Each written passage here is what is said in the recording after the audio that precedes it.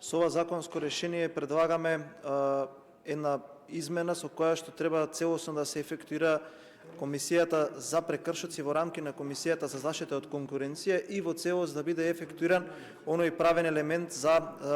регулација на Законот за нефер трговски практики. Со оглед дека Законот за нефер трговски практики стапи на сила, имаа 6 месеци и оние кои што учествуваат во трговскиот промет да се усогласат со тој закон, практично надлежна за контролирање на тој закон стана Комисијата за заштита на конкуренцијата. Тоа на кој што имавме можност да разговараме со членовите кои што беа ново избрани од овој собраниски состав, имаше одредена правна нејаснотија за тоа која комисија за прекршоци како нов ентитет треба да биде надлежна и мислиме дека тоа во насока би било уште поцелоисконно и подобро и побрзо би постапувале ако сите 5 члена бидат дел од таа комисија, а еден од тие членови кој што има положен правосуден испит да биде и претседател на Комисијата за одлучување на прекршоци. Она што е добро и кое што јавноста треба да го знае е дека досега на адресата на комисијата има пристигнато 40 представки за постапување заради тоа што некој од трговскиот промет не го почитувал законот, а очекувам со влегувањето на сила на оваа законска измена и со ефектуирањето на Комисијата за прекршоци како надлежна